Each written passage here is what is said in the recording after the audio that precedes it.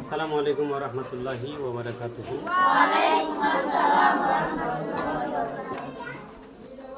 আপনারা খেয়াল করেন, আমি এর আগের ক্লাসে ধারাবাহিকভাবে কি করেছি, ওয়াহেদের সিগা নিয়ে আলোচনা করতেছি। এখন 3 নম্বর সিগা, ওয়াহেদের 3 নম্বর সিগা কি? ওয়াহেদ মুযাক্কার হাজির। ওয়াহেদ মুযাক্কার হাজির। তাহলে ওয়াহেদ মুযাক্কার হাজিরের চিহ্ন হচ্ছে লাম কলমার পরে তার উপর জবর হবে। কি হবে? লাম কলমার পরে তার উপর কি হবে? জবর হবে। লাম কলমা কিন্তু সাকিন হবে। লাম কলমা কি হবে? সাকিন হবে। লাম কলমা সাকিন হবে। কেমন?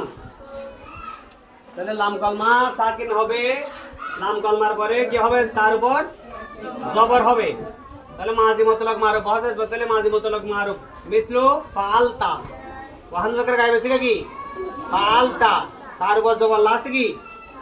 লাম কলমার পরে তার উপর জবর। তারপরে মজহুল হচ্ছে ফুইলতা। নবী ফেলে মাজি মুতলাক মারুফ হচ্ছে মা ফাআলতা। নবী ফেলে মাজি মুতলাক মজহুল মা ফুইলতা। এরপর আসতেছে করিব। করিবের কয় সিগা? বহস কয়টা? 60টা। সিগাও 60টা। ওয়াহাদ মুযাক্কার গায়েব সবগুলোর নাম কিন্তু একটা। ওয়াহাদ মুযাক্কার গায়েব সবগুলোর নাম কি? ওয়াহাদ মুযাক্কার গায়েব। যেমন ওই মাঝ মুতলাকের শুরুতে কত যোগ করলে কি হবে? কত ফাআলতা, কত মজহুল, কত ফুইলতা। নবী ফেলে মাজি করিব মজহুল মারুফ কত মা ফাআলতা। নবী ফেলে মাজি করিব মজহুল কত মা ফুইলতা। কেমন?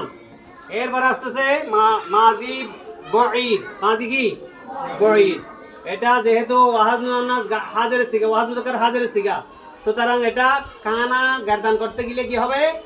কোনতা। কি হবে? কোনতা। কানা কানা কানু, কানাত কানাতা কোনতা। তাহলে কোনতা ওই মাঝি শুরুতে যদি আমি মাঝ মুতলাকের শুরুতে কোনতা যোগ করি তাহলে কি হয়ে যাবে? মাঝি বইদের এই সাইজ সিগা হয়ে যাবে।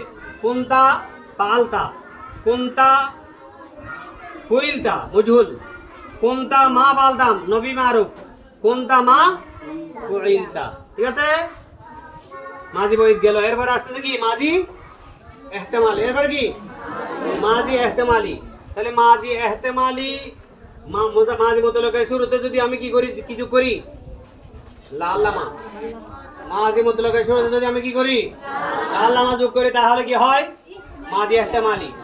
যেমন লাল্লামা মাজি মুতলাকের শুরুতে ফাআলতা, লাল্লামা ফুইলতা মজহুল, লাল্লামা মা ফাআলতা নবী মারুফ, লাল্লামা মা ফুইলতা নবী মজহুল।